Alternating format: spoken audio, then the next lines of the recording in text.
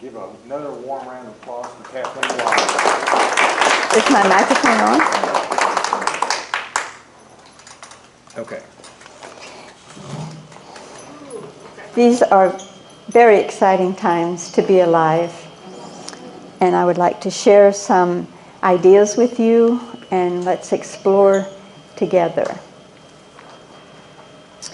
I am alive, alert, awake and aware. I am alive, alert, awake and aware. I am alive, alert, awake and aware. I am alive, alert, awake and aware. 'Cause there's a new world a-comin'.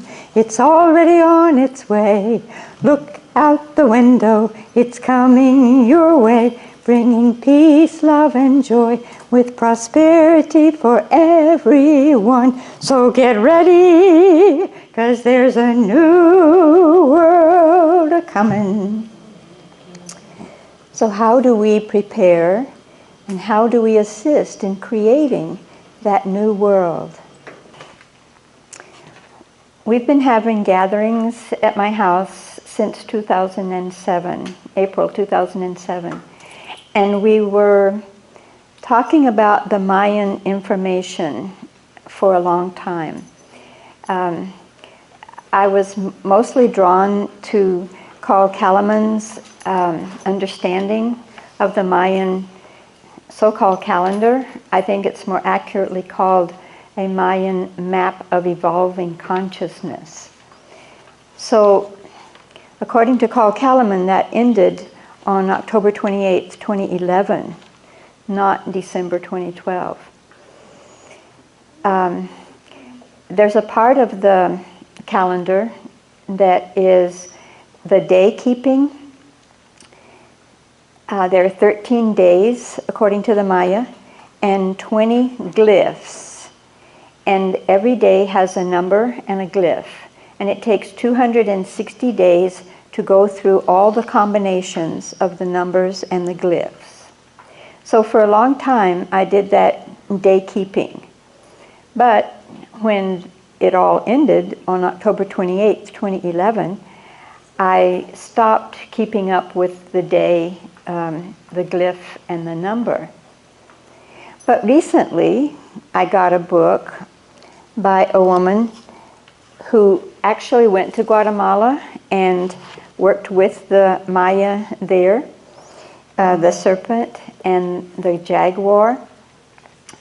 And she has a different way of looking at it.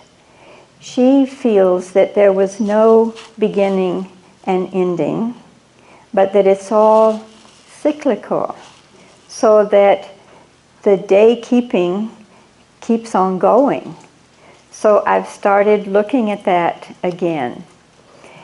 And another thing that she emphasizes that I didn't recognize the importance of before is that when the 13 days begin, it's called a trecena. That's the word in Spanish. And whatever is the glyph on the number 1 day is the energy that carries all through the 13 days. And then you have the specific influence of the glyph and the number. So it's very fascinating that today is number 1, men. So we are starting a new Trisena on this very day, and men is the eagle. And one of the things that's associated with the eagle is vision. So this is a perfect day to be putting forth a vision for earth spirituality. Isn't that amazing? So she emphasizes the Trisenas more than the individual days within the Trisena. In the Mayans, some of them consider that a week, those 13 days, because it's a sequence of days. Like we might think that our week starts on Sunday, so we know that Sundays are different from Mondays. So we have a concept of what the days of the week are about, especially because we have work week. So the society has given us Monday through Friday work and Saturday and Sunday vacation, and Sunday is for spirituality. Well, that was when I was growing up. And now businesses don't even recognize that there's any difference between the days. You have to work on Sundays, you have to work on Saturdays. They don't recognize that there's a difference between day and night, and you're supposed to work in the day and sleep at night. You work anytime they tell you to. But I find this interesting to look at the Trisenas and do the day keeping and understand that there's a purpose and an energy for every day. So just like today is one beginnings of a vision, and so we're going to talk about earth spirituality. So there's a paper on your chair, and if you've read it, okay, now you can go home because it says everything I was going to say. This idea of earth spirituality came out of our gatherings. When we first started in 2007, we called them workshops, and I was teaching the Mayan information as I was learning it. In 2012, we started meeting every month, and we began to call them gatherings, and we may talk about anything. And as I'm guided in the topic that we will have for that month, as I look back, I could see that there was a kind of an unfolding, and it seemed to me that it came under the umbrella of earth spirituality. So that's how it all came to be. Then it occurred to me that maybe somebody else had put those two words together, even though I had not heard of it. So of course I Googled earth spirituality, and there is a group in New Mexico, close to Albuquerque, that has created a community. They have a 501c3, and they invite people to join their community on the internet for $25, and then you get their mailings, and also you can contribute your ideas. So I haven't joined that yet, but I'm thinking that I want to add my ideas to the mix of what's already there. So it's fascinating that other people are thinking along the same lines. And then there's a man named Sasha Stone who is creating what originally he called the New Earth Project, and now he's calling the New Earth Nation. And I'd heard about it a while back, and I just Googled it again, and there are some videos on the YouTube that are him talking about this New Earth Nation. And it's all about our being sovereign and declaring our sovereignty. And as people become sovereign within themselves and declare that, it creates this New Earth nation. So I consider that a part of what we're all talking about, and it all incorporates balancing the feminine energy and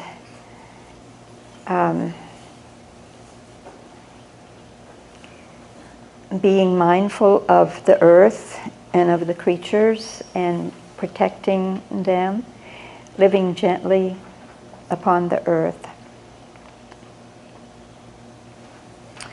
Rainbows spread across the sky, faint in the distance, colors stronger, colors blending, colors of my life.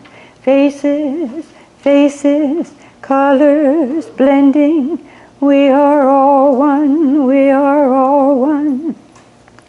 Don't you see the vision that I see? Can't you see the world as it can be?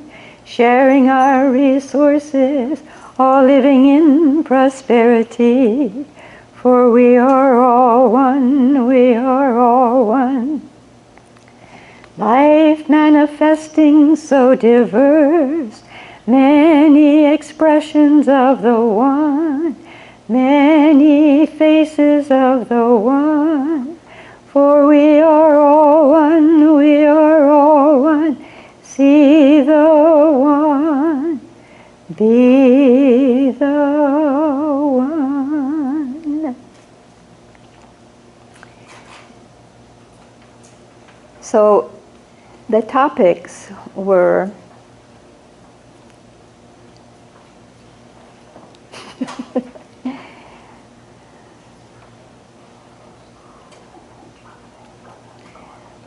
well, what is the first statement on the paper? You read it to me.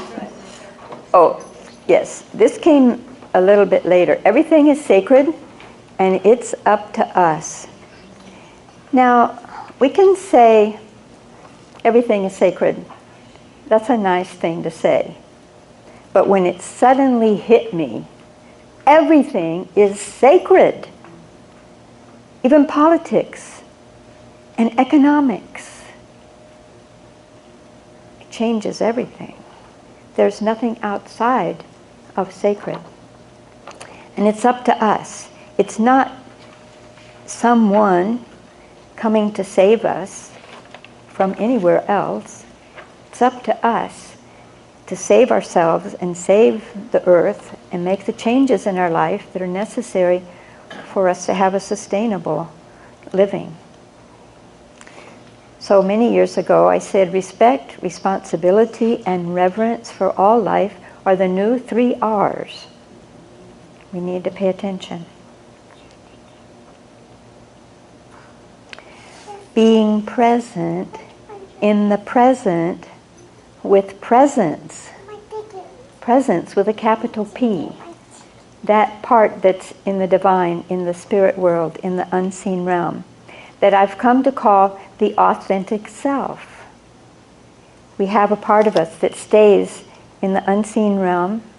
Some people call it a soul. And it can guide us when we pay attention to it. So being present in the present with presence. Being the love and the light that we are. That's what we're made of. Being in tune, attuned, tuned in, fine-tuned, singing a happy tune. Come sing with me and dance with me and have a happy day. Come sing with me and dance with me and laugh along the way. La la la la la la la la la la la la la la. La la la la la la la la la la la la. And love and fly and let your spirit soar. Come dance with me and prance with me as o'er the fields we roam. Come laugh with me and sigh with me, finding our way home. being aware that our Mother Earth is alive. And she is ascending into the 5th dimension. And we are ascending with her. We don't know what life is going to be like in the 5th dimension, but Barbara Hand Close says that the 5th dimension is love. So when we are all being the love that we are, manifesting love through our lives, life will be different.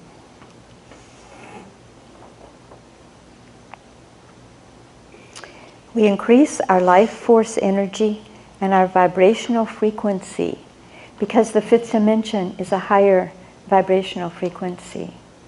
So I've learned to do that with crystals and stones, with Young Living essential oils, and with our own voice.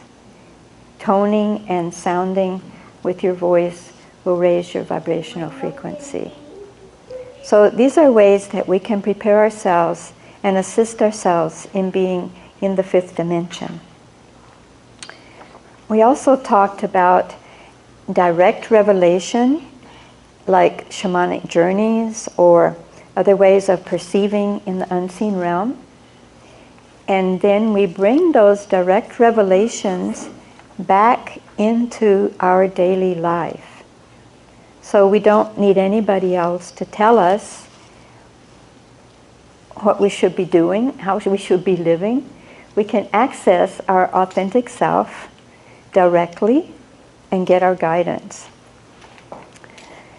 So I was working with a woman with the Journey of Life game, and I started calling that part in the unseen realm that is above the authentic self the one in charge. So the one in charge is the one in charge. And the one in charge gives its messages to our authentic self. And if we're paying attention, we can get those messages and we can be directed in our decisions and our actions, and our life goes more smoothly. Making a difference in the world with my intelligence, my creativity, and my heart that helps me make my choices. When my kids were growing up, I realized that my job as a parent was to encourage their intelligence and their creativity. And they are very creative people now in their 50s. So recently I was thinking about that, and I thought, that's how we make a difference in the world, with our intelligence, our creativity, and being in our heart.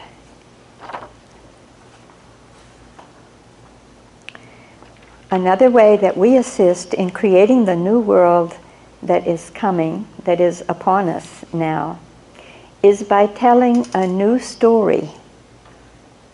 David Corton, in his book The Great Turning, says, change the story and you change the future. So I create a new story about how life can be on earth, and I sing it into being. The songs that I share with you are my own songs. Songs fly around in the air. I just open my mouth and allow them to sing through me. The same way I play the harp. I place my fingers on the strings and allow whatever wants to come through at that time.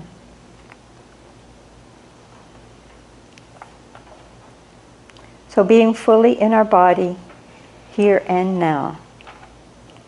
Being fully present and available for those around us. Now, we can be present and not available. So it occurred to me a while back that being present and available is the greatest gift we can give to those around us. Recognizing that I am a steward of the earth's energy and resources. I use them wisely. I take only what I need. I honor and support life in its myriad forms. Unfortunately, some of my neighbors don't agree with my allowing my plants to grow there. So recently I had to mow the lawn. If I have to mow the lawn once every 5 years, okay.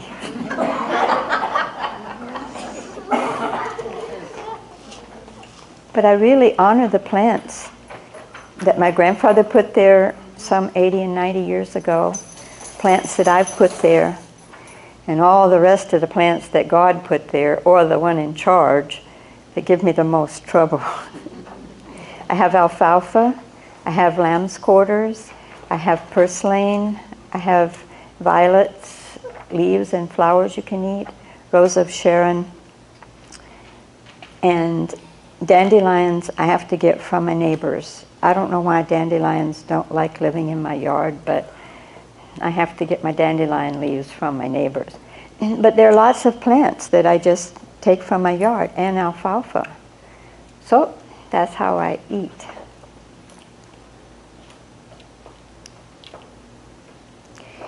Bruce Lipton said, our perception influences our beliefs, which influences our behavior, which influences our reality. I go one step further and say, behind it all, our perspective influences our perception, influences our beliefs, our behavior, and our reality. So another way I say it is, where I stand influences what I see, which influences what I know to be true, which influences my decisions and actions, which influences what shows up in my life.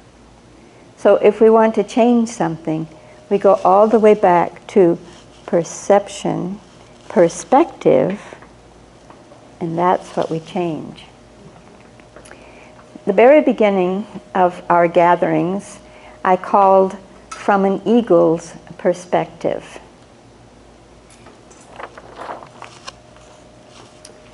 Little Mouse and Eagle.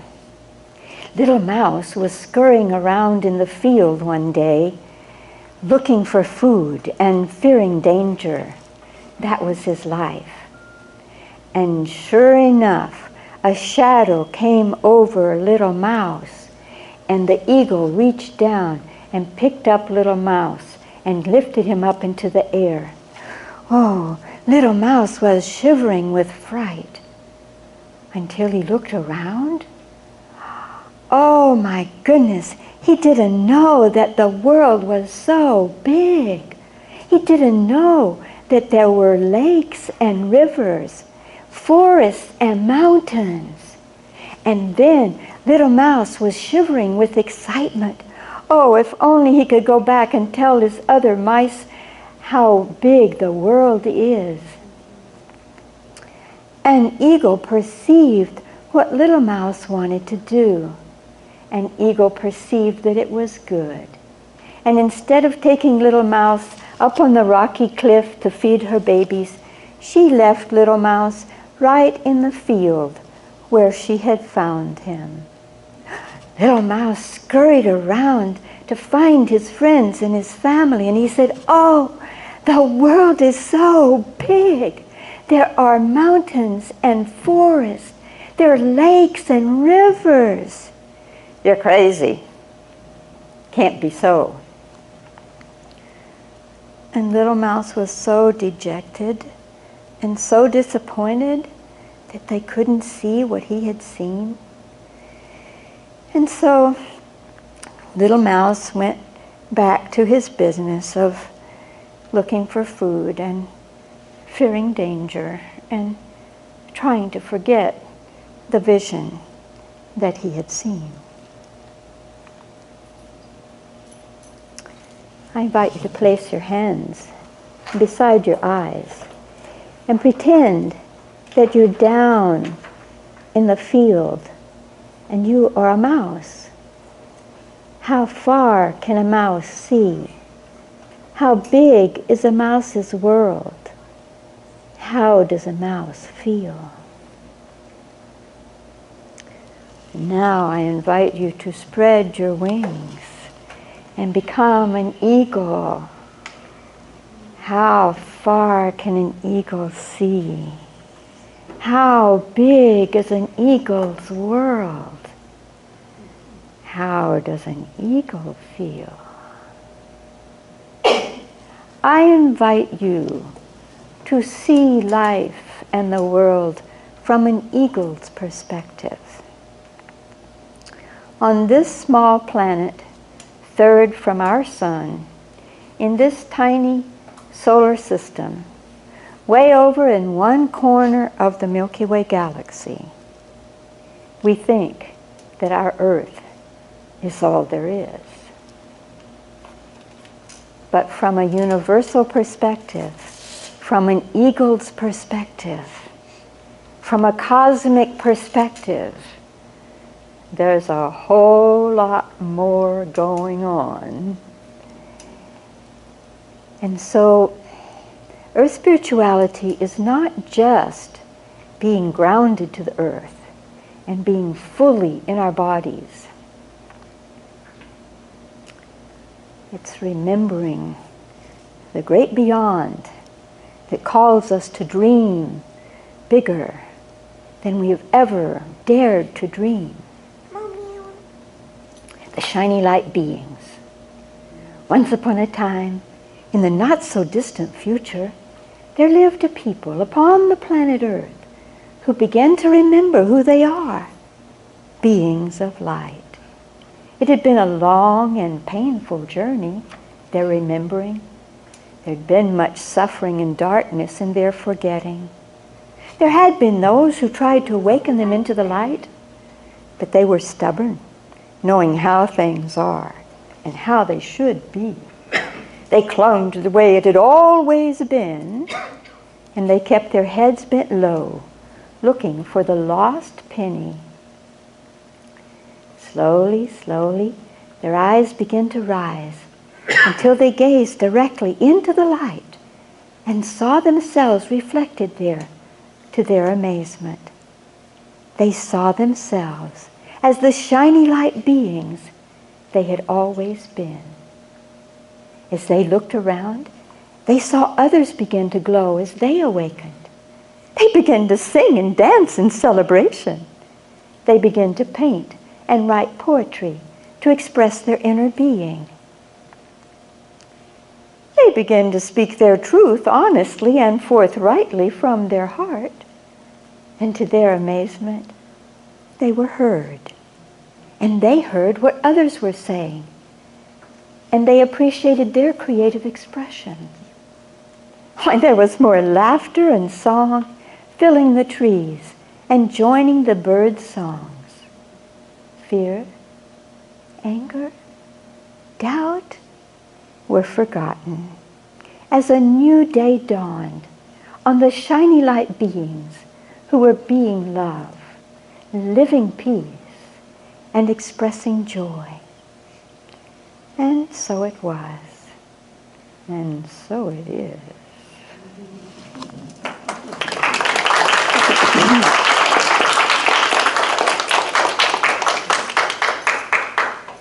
I walk in balance and harmony. I live gently upon the earth, for she is our mother who gives us all we need. I treat her with gentleness and respect.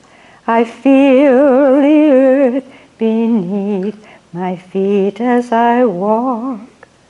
I lift my eyes to the heavens and give thanks for my blessings.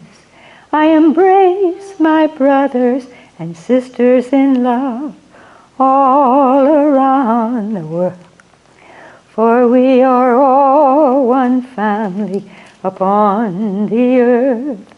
We are all one family upon this earth. Come together, All you people, come together, come and share. All you people, come and share. No more fighting, no more war, no more quarreling. What are we living for? Peace on earth, love and peace. Peace on earth, love and peace.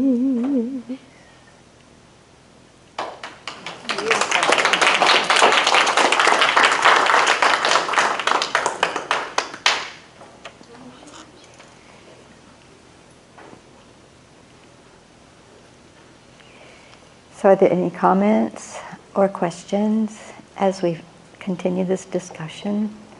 I just want to comment that you're an excellent storyteller.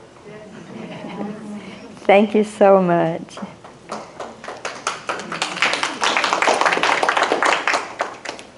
Yes.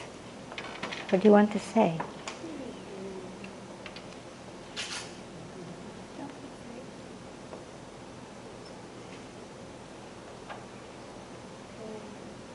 You have great stories. Thank you.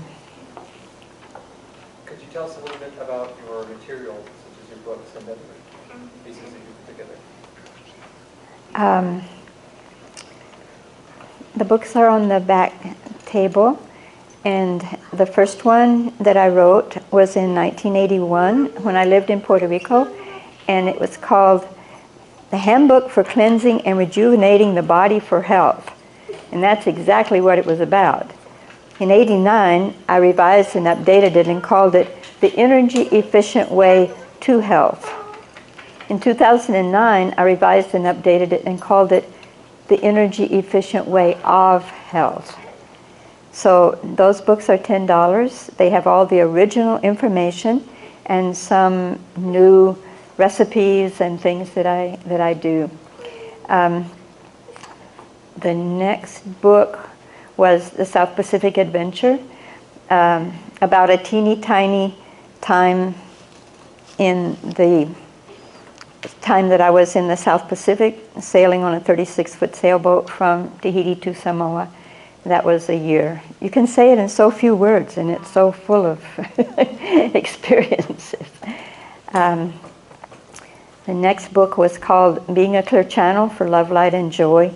I finished that in December of '99, and I was using a printer in San Antonio at that time for those first 3 books. And so I got it in February of 2000, and a lot of what I'm talking about now was already written in that book 15 years ago.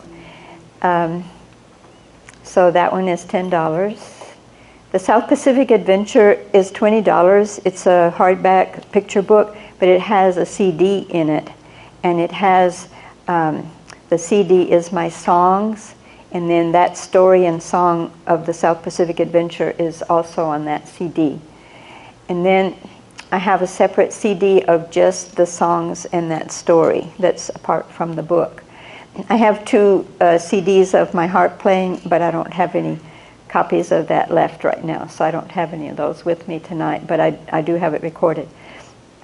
And the other book is my autobiography, because I was 76 on the 1st of July, and 2 years ago I finished my autobiography.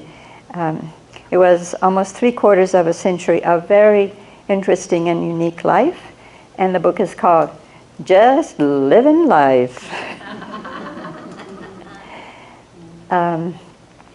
There is a booklet that I created for these ideas, and it has some of my artwork in it that just depicts what is in my mind that I'm trying to convey. See, here's the person, and here's the authentic self, and here's the one in charge. That's talking, giving the messages to the authentic self that comes through there. So I was only able to print 5 of these because the blue color was not acting right, and I've already sold 2 of them. So I have 3 left, and they're $5 or $10.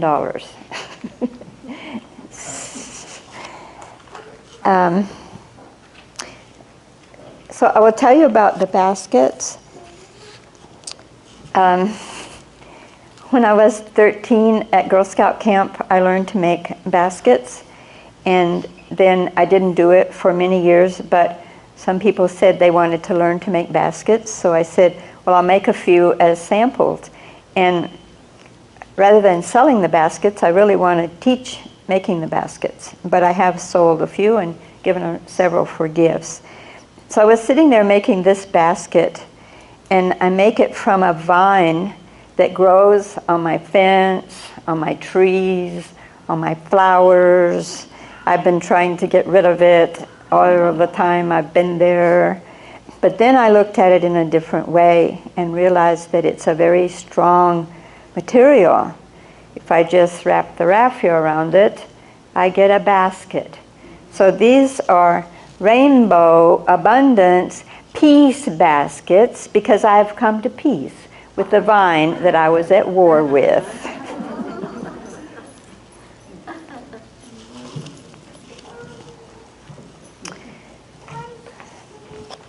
You said that you had taught your children to be creative. What did you teach them? Actually, that's an interesting question. In my case, it was a matter of getting out of the way and allowing them to have the time and creative materials handy so that they could follow their own creative expressions. I was amazed, especially at my daughter, when she was 5 years old, in the color book that my mother sent her and all the box of crayons, the colors that she put together were just amazing. So it was not a matter of my teaching my kids to be creative. It was a matter of allowing their creativity to come forth and not take up all their time with chores and with things that I thought they needed to be doing, but just, it was mostly allowing. My daughter is an architect, a preservation architect, and my son is chief design engineer for Hatteras Yachts. They're pretty creative, intelligent, successful people. My daughter will be 55 in September. My son was 53 in June.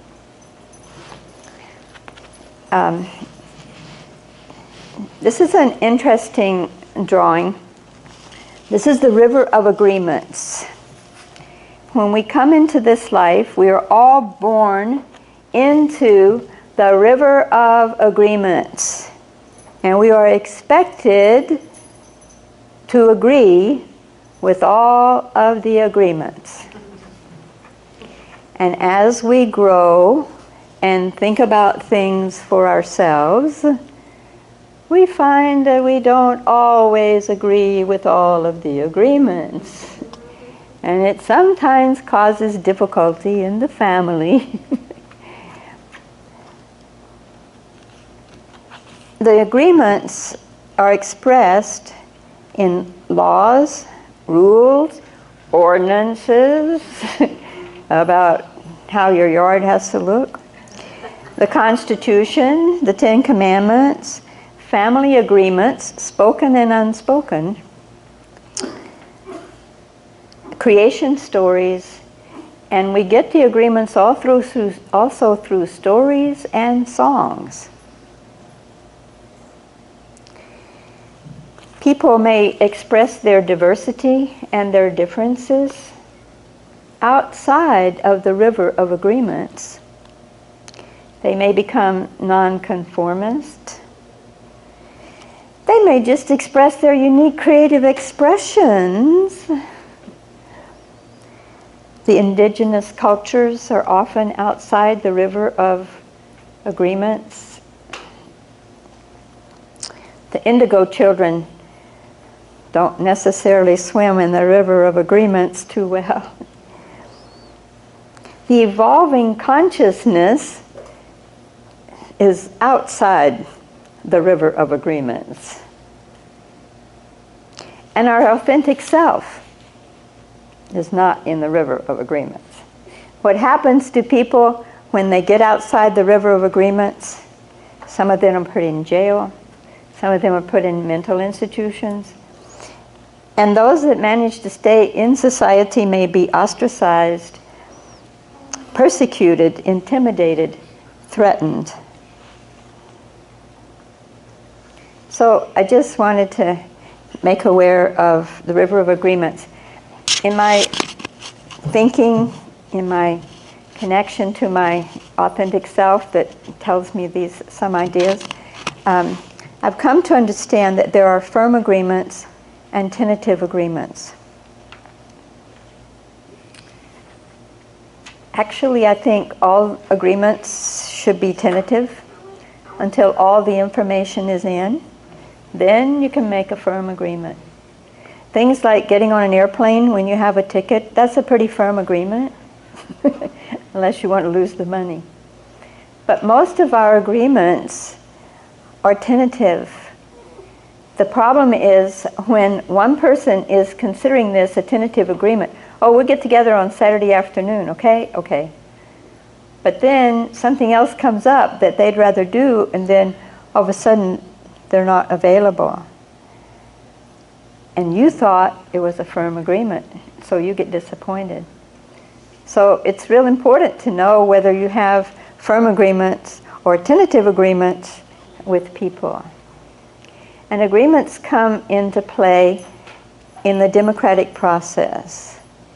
I think that it is correct for us to participate in the decisions that affect our lives.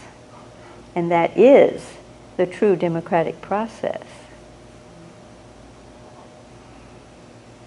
So maybe this new Earth nation is going to bring us to a point where we can. Sasha says we don't need to be governed. We need to be left alone. And a small group of people, a community of people, can make agreements. I think those kind of agreements should be by consensus. And the indigenous people, especially the Cherokees, would talk until everyone was in agreement. And that's how they live peacefully in their culture.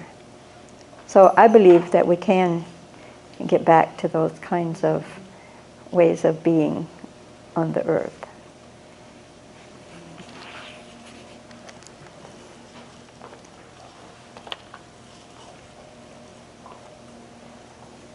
It was 1994 that I discovered the world of storytelling and saw it as an art form and began creating these stories. And I did recognize that I'm a natural-born storyteller. The Storytelling Association hasn't recognized me yet, so I just go around to little groups like this. But these are stories that have come to me. Twinkle, the littlest star. Twinkle, twinkle, little star, how I wonder what you are.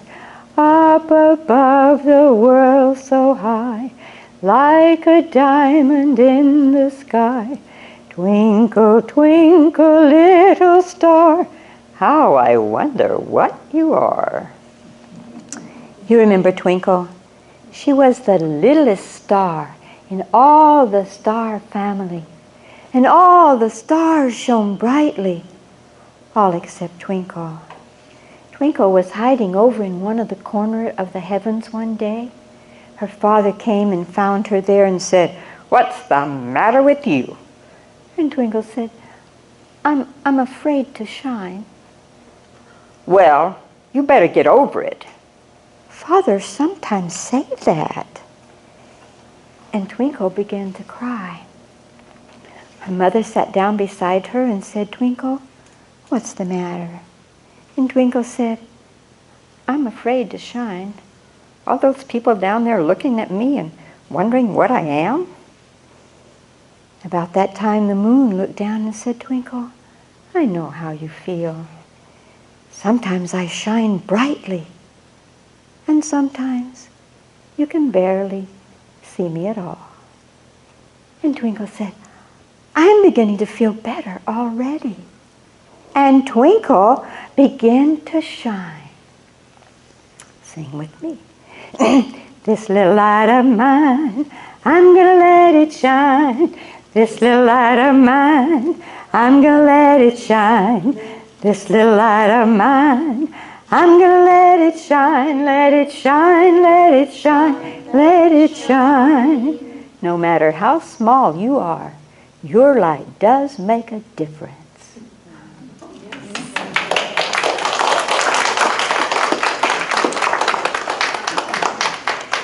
So my name is Twinkle. When I was 19 at Girl Scout camp, everybody had a camp name except me, and I said, "Well, you have to give me a camp name." And they said, "We'll call you Twinkle." When my grandchildren, when I had my daughter's scout troop, I had the little brownies and the Girl Scouts call me Twinkle. And when my son was about to have my first grandchild, his wife, he asked what I wanted the grandchildren to call me, and I said, "Have them call me Twinkle."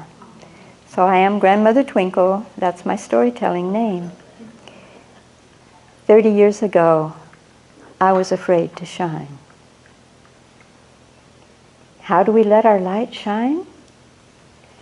By singing our own songs and telling our own stories. And I invite you to let your light shine.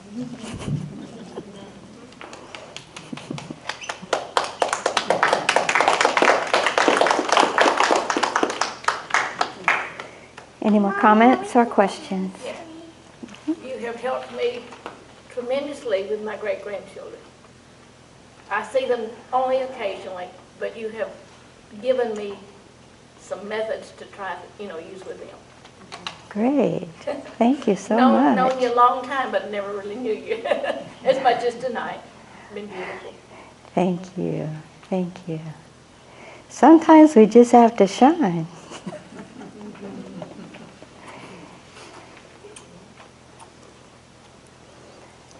So are there any comments about your ideas about earth spirituality? I'm kind of curious because I believe that the angels are to heaven what the nature spirits and the fairies are to the earth. And I believe that the earth has been going through a renewal process that we're not aware of yet. And I just wanted to know what kind of connection that you have with the nature spirits, because I do a lot of essential oil therapy for myself, and it's my way of connecting. That and being in nature is my way to connect. And so I wanted to know what your views were about that. I'm very open to the nature spirits. They just haven't revealed themselves to me yet. I'm sure that there are a lot of them living in my yard. But I have not seen them. I've read about them. I recognize them. I know that we are to work in cooperation with the elementals, the nature spirits, because they are really what hold this physical matter in shape. And from what I've read, they're pretty disappointed with us and how we are treating this third dimension, and that we're not recognizing them, we're not working with them. So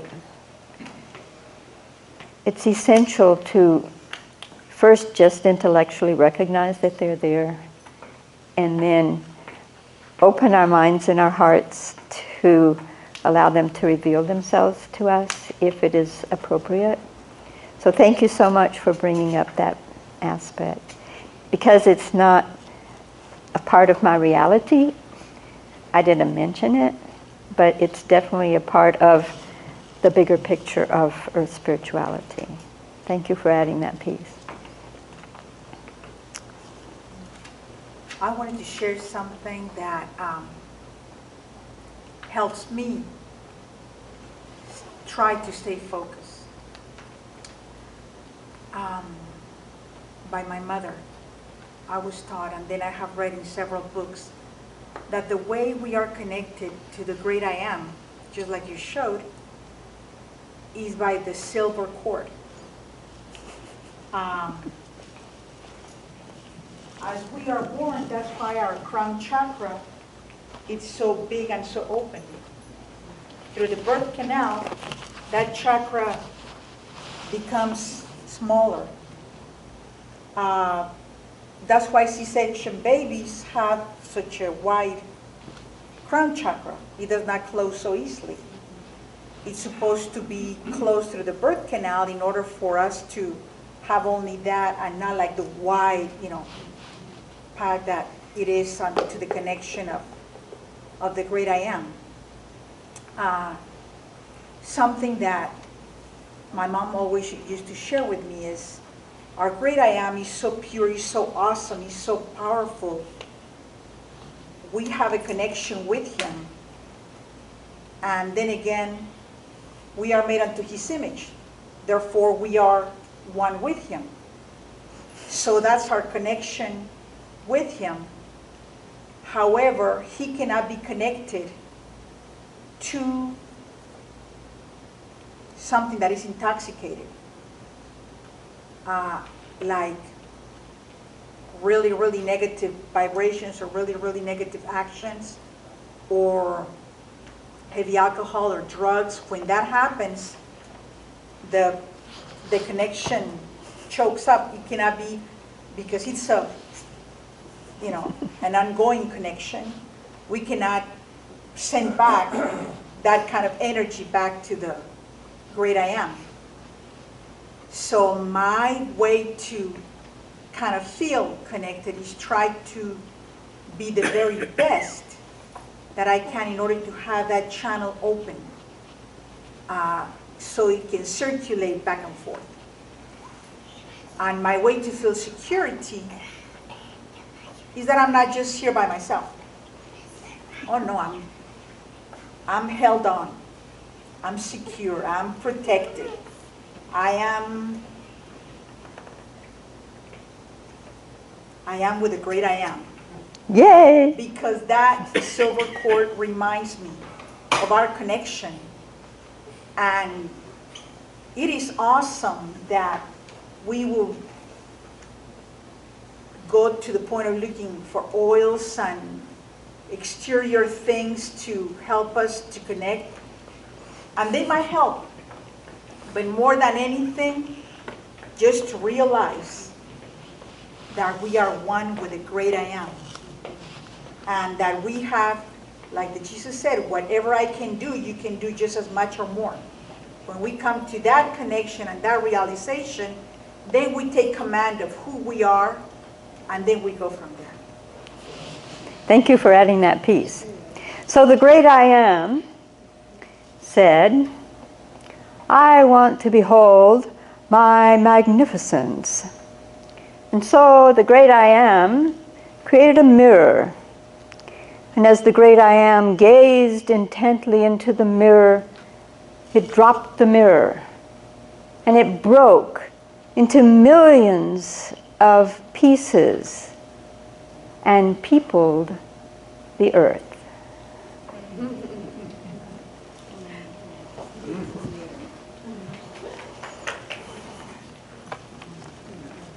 I love that drawing. You should give a class on drawing and expressing. You see, it's a matter of allowing.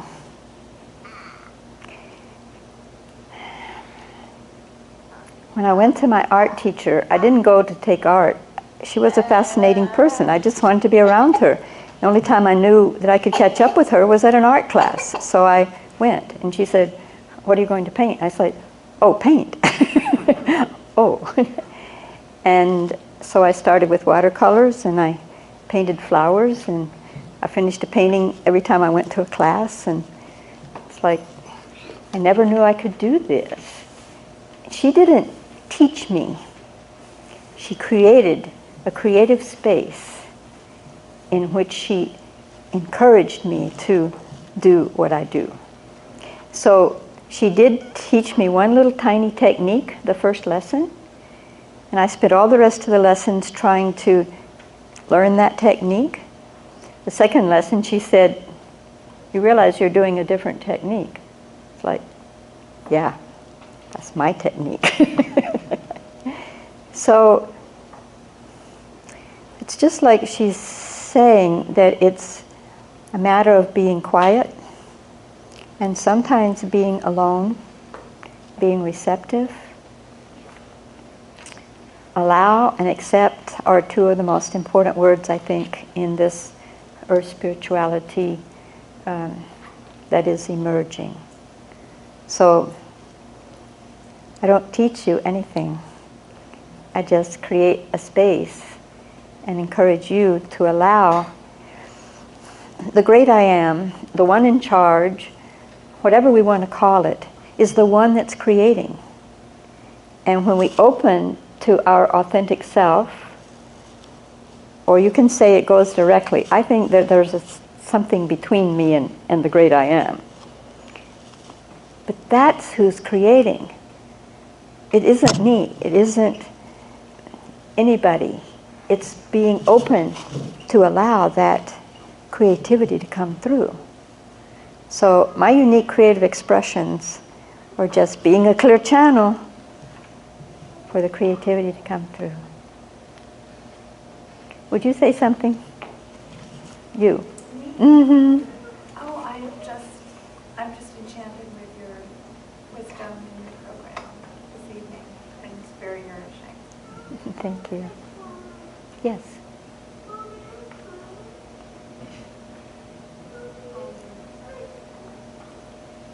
I am very interested in what that we are doing.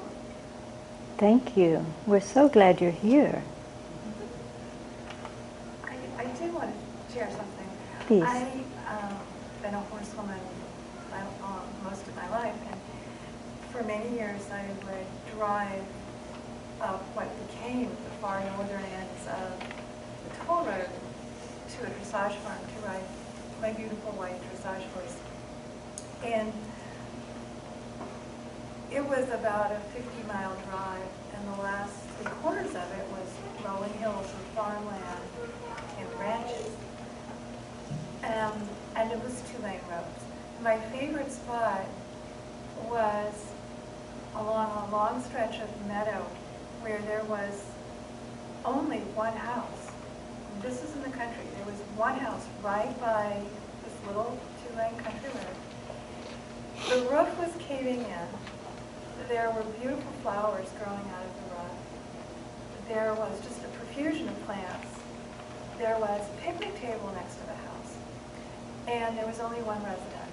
It was a very old lady with long gray hair that she just let flow, and her dog. And she wore long dresses that were all patched in bright colors. I would see her walking along the road with a stick, picking up any trash with her dog. And once in a while, I would see her having a party at the picnic table with family or friends. I don't know.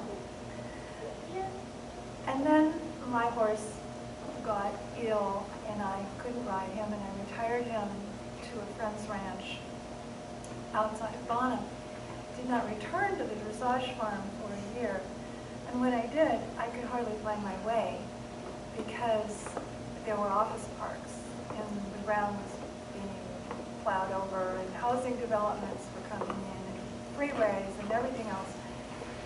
But I found the stretch of highway, the former 2-lane road where the lady had lived. And they were putting in a housing development and her house was gone. And I'm just getting teary thinking about Yeah, it. yeah. And it's been a metaphor for me all of these years. This was, my horse had to retire in 2000. So it's been a metaphor for me of what has been happening to our beautiful land. And I feel as if, in a way, I found a lady. Oh, wow. And Wow. I'm worried about her. You know, did her family come and take her away, put her in a residence and break her heart? You know, what happened? You know, what happened to her? Was her home condemned? And they simply took it. And who knows? For to make a road, you know. So thank you for the work that you do. Oh, thank you. Thank you. What a beautiful gift. Yes. I'd like to share something with other grandmothers or great-grandmothers.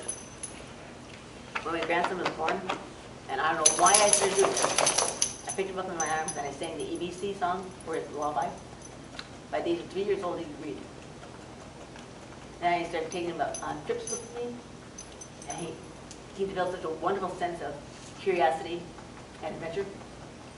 And for his 12th, for the Christmas on his 12th birthday, he reproduced Center of Sistine Chapel ceiling in oils at 12 years old. I mean, this is really beautiful too. He's doing a sloppy job.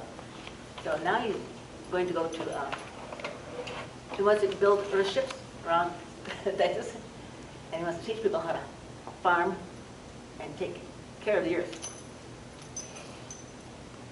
Wow. And that's it.